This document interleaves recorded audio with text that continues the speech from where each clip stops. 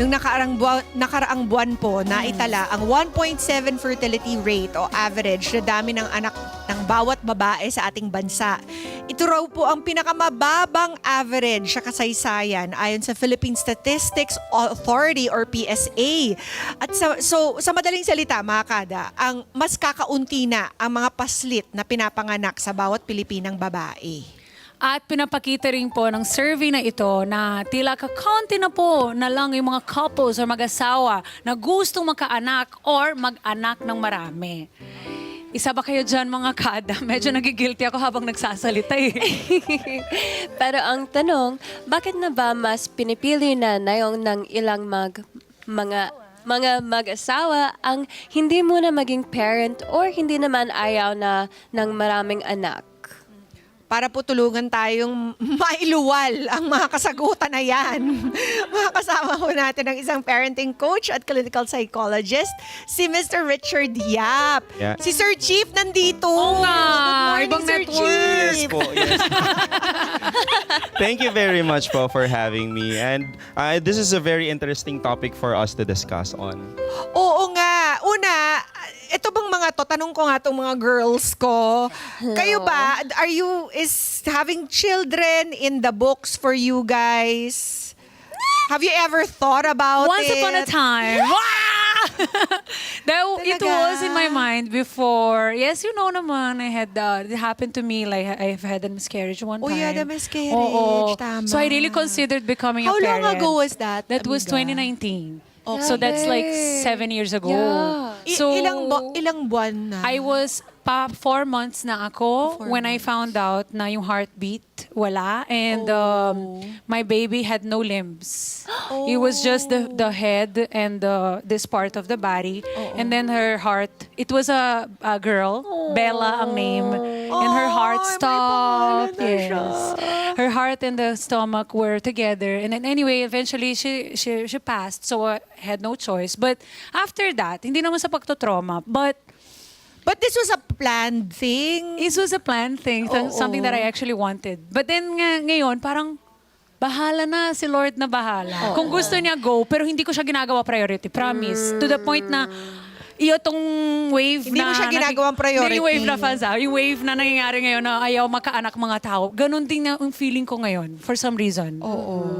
Yeah. Ikaw naman, Jazz, when the time comes after marriage, Yeah, do you think is having a kid in the books? I think so, but not until like far in life because there's so many factors now to consider, like the cost of living, the work. Like my priority right now is really work.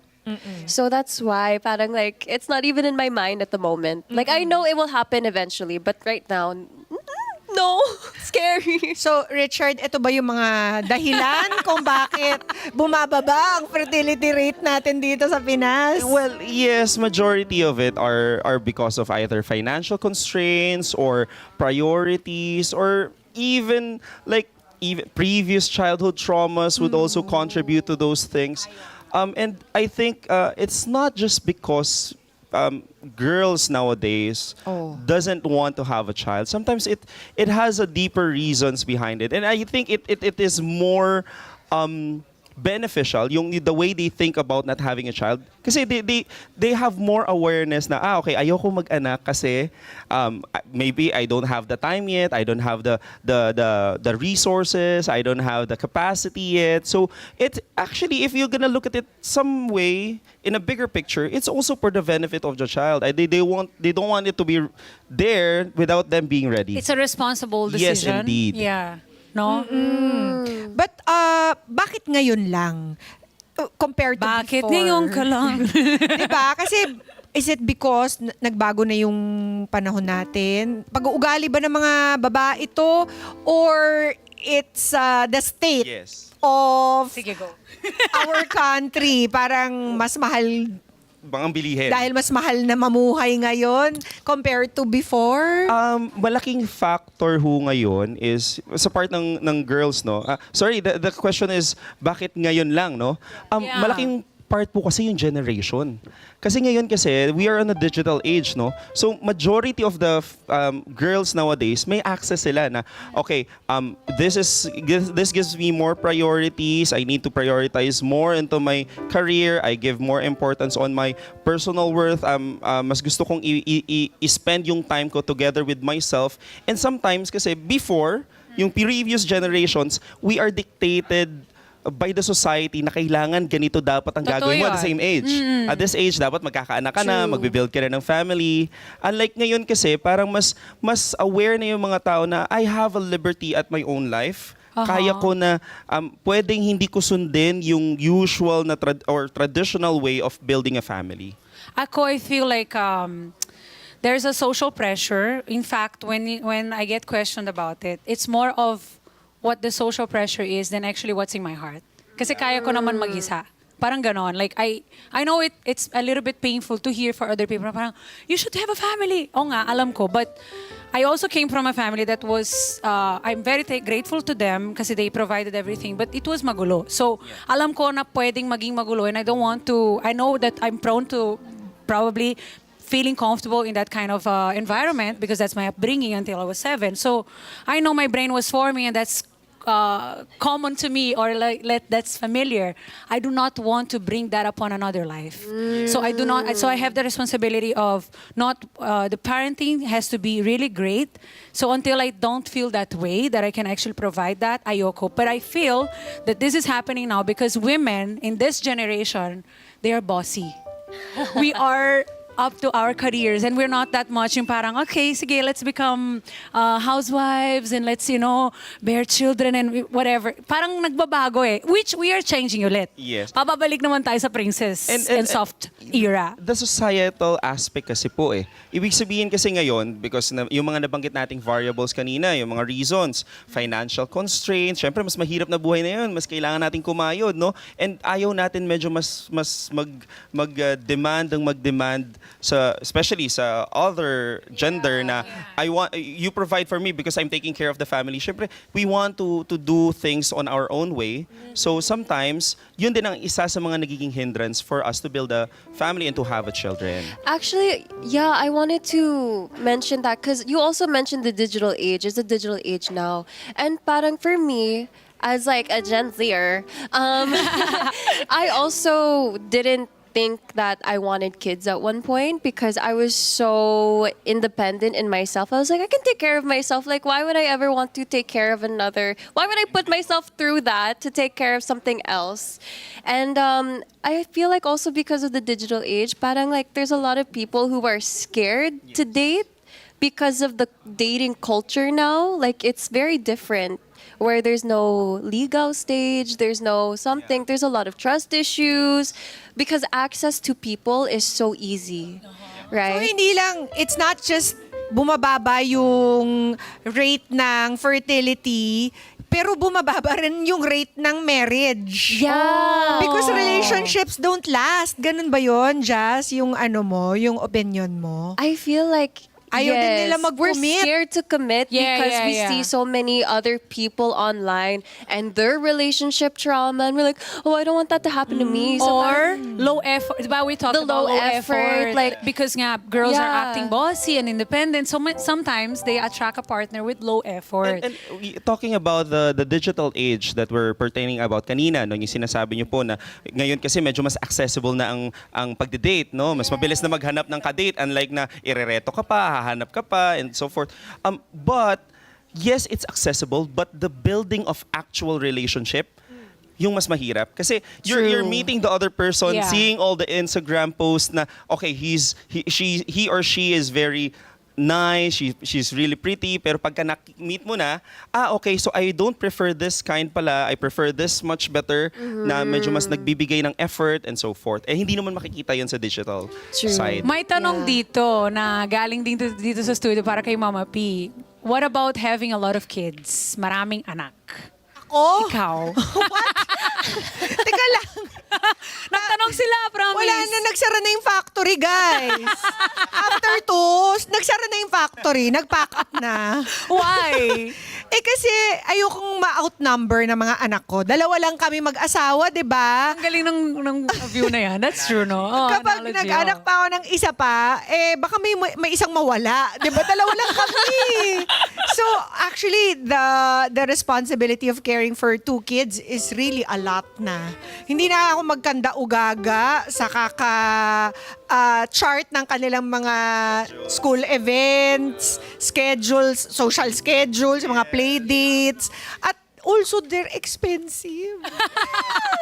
Totoo yun. Pero alam mo, God always provides naman. Kaya naman, pero admittedly, ako rin, I waited. I waited a long time. It wasn't in the books for me. Ang plano ko Same, talaga, oo. magkaaso lang. Ako yung isa sa mga dinquads. Oo. Yung double income, no kids, with a dog. But, God had other plans. Yeah. Sabi ni God, pag hindi ka nagkaanak, hindi ka matitigil sa kaka-party. Ay, sa kakalabas. Yan. Ako naman hindi ako lumalabas ng bahay. So my mom calls me from the States and she's like, I had a dream. Nagkaanak ka ng 2. May apo na ako. So Ma, nasa dream mo lang yan. Walang Walang nangyayari dream sa buhay yun. ko. Walang dream yun. Trabaho, bahay. Parinig yun. Trabaho, bahay. Parinig yun, amiga. Parinig talaga. Balik ulit sa Dry societal begging. pressure. Dry Yes. begging, Oo. correct. So, talagang nag-wait din kami. I was 38 years old when I got my first child. And admittedly, it wasn't planned. We That's got my age. married. Pwede A month ako. later, I was pregnant. So, wala talaga sa books yun. Kasi yung plano namin, pupunta pa ng ibang bansa, doon magpapakasal. Enjoy muna, no? Nag-ocular na kamit lahat, kinain na namin yung pagkain, may reservation na, tapos lumabas si Scarlett. Ayun. Cancel lahat. Sabi nung venue, ano nangyari? Where's the DP? And I think sometimes, no, like example, and dito po sa group natin ngayon, no, others like to have a child, others doesn't want, others is unplanned, others are planned, no. At the end of the day, if it gives purpose, kung may nagbibigay ng purpose yun sa buhay mo, if you're satisfied naman sa mga nangyayari sa buhay mo, then I think there's nothing wrong about it. But when it comes to people who have this feeling of fear, no, like example, I fear because maybe I cannot provide, I cannot give support, hindi ko nabibigay, hindi pa ako ready bilang magulang, hindi pa ako mature enough. I think there are no one individual that are Ready. 100% ready. Oo I always hear that. Yes. I There's always hear no- that. Lalo na ako, di ba, at that time. So, pero huwag kayong mag-alala, mga kada. Don't worry about the provision. The provision will come. Just pray about it. At hindi kayo magkukulang. Pati yung know-how ng Yeah. parenting. Napakahirap ng parenting. Talagang kinailangan ko talaga yan aralin, i-research. Because it was such a baffle to me. I Yeah. was baffled kasi wala naman akong nakakabatang kapatid. So wala akong experience you never really taking cared care for, of babies. I wasn't even interested in the beginning. Pero ngayon, tingnan mo naman nangyari sa akin. Naging full-on mom na talagang hands-on, very concerned, very maalaga. Maalaga. So, it will come, guys. At saka lalambot puso nyo dyan. Yes. Kasi once upon a time, sabi sa akin, pusong bato daw ako eh. Ako ganun mo, Mapi. Baka kailangan ko. Ayan! Yan ang sinasabi ng mom ko, pusong bato ka na. Of course, in Portuguese, she's like, you're so hard. Your heart is hindi na soft, hindi katulad ng dati. So, Ma, rest ka lang muna. Kasi mamaya na yan natin pag-iisipan yung mga apo mo. Pero, ang worry ko, yung society natin, will this Correct. affect our society? Anong magiging nito, Effect nito. consequence nito para sa ating lipunan? Na Well- ayaw mag-anak ng mga tao. Well, if we're gonna... Kukonti tayo, ganun.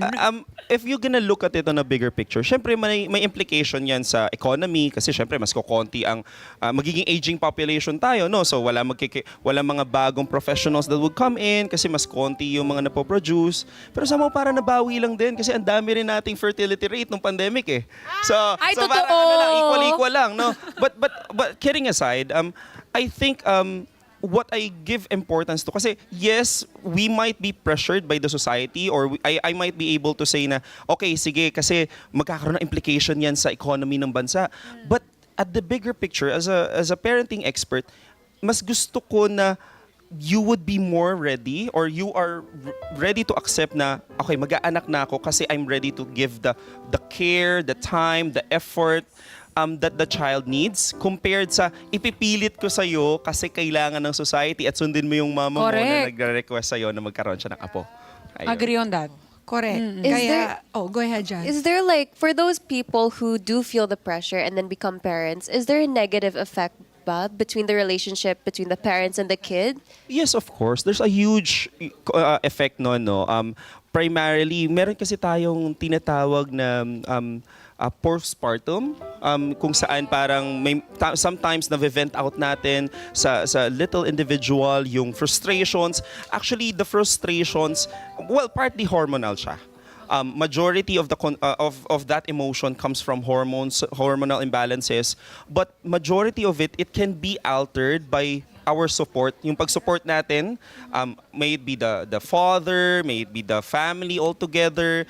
Siguro pagka antok na si mommy, baka mamaya po pwedeng mag-care of din si daddy. daddy, Siya rin oo. magpadede, siya rin maghugas ng Ah, lambing. grabe. True. Yeah. We don't need to set the standards na you're the mom, you should be the one who's taking care. Yep. At kung ano pa. Oo. Meron tayong mga katanungan mula sa audience. Si Sophie has a question. Hi, Sophie. Hello po. Message for advice for younger generation who choose career-wise or career stability first before po sila magka-family. Okay. The usual thing that I always recommend dun sa mga individuals that prioritize career, no, more than anything else, your choice, your life. No? So, syempre, buhay mo yan, it's up to you whether you decide it or not. But what I want them to understand is, dapat hindi siya motivated by the society din. Kasi baka mamaya Yeah, naman you're also sure. doing your work because of the pressure. Kasi sila, ayaw nila mag-anak, so dapat ako rin. Kasi sometimes, magkakaroon ka rin ng sense of regret in the future. What if Yes. gusto mo naman na? Tapos it would be difficult for you to have a child. So, it's more of a balance eh. It's really difficult because it's always a balance. But yeah, yun yung marirecommend ko. Kailangan pag-isipan natin, you need to identify also why you choose to do the career. Ano ba siya? Life and death ba? Mawawala ba talaga tong career na to kapag hindi ka mag-aanak or pwede naman siya mag-antay? Planning is important. Yes. No, talaga. Yeah, actually, that's a good point because even though I don't know when I want to have kids, sabi ko that like I want to compete once more sa Miss Universe before I have See? kids. Like there's Oh, right goals I want to plan. achieve Oo. muna in my career, milestones before having kids. Tama. Get that out of the way. Para when you have a child na, you can, no regrets, Yes. and then you can Yes. put your full effort Attention. and Yes, attention. true. Kasi buhay yan eh. True. Diba? True. You can easily mess it up. Correct. If you don't give them the right guidance. Si Gwen, meron ding tanong. Go, Gwen. Uy, bagets ka pa, Gwen, ha? Go, Gwen. Ano po, what kind of influence po kaya yung nangyayari? Bakit nagiging ganito po yung mindset ng younger generations? Okay. Katulad na banggit natin kanina, no, unang-una yan, digital age, kasi mas accessible na yung mga information, marami na mas nagpa-prioritize sa DINK, Double income, no kids. kids, no? And lastly, we want to make sure that yung environment natin is affected by kailangan kasi maintindihan natin eh bakit ito yung mga nag-a-affect sa buhay natin. Thank you, Gwen. Thank you. O, 'di ba? Ako talaga hindi ko alam kung magiging maganda yung decision ko, pero whatever God wants to give me, that will be my But future. you're such a nurturing person also. Yeah. Diba? Yeah. Imagine mo, 8 yung pusa niya, no? Lahat yan. Tsaka you have this tendency, no, to become a parent for people around me. Oh. No? Yeah, you always take care Game of na. others. Ay, hindi. Marriage muna pala. Wait Marriage lang. muna. Kaya, Kaya Sir Chief. Sir Chief, Richard payuhan Yap. mo na ang ating mga kada. Okay. My piece of advice para po sa mga family or mga married couples, it doesn't matter whether you want a child or not, as long as it gives purpose to you, as long as it isn't dictated by the society. Kasi as long kapag ka dinictate ng society whether mag-anak ka or wag ka mag-anak, it doesn't suit its purpose. So you're living another person's life. So for me, and for everyone who's watching us here today, do your own thing. As long as you're doing what is best for you and your partner, then you're doing a great job already.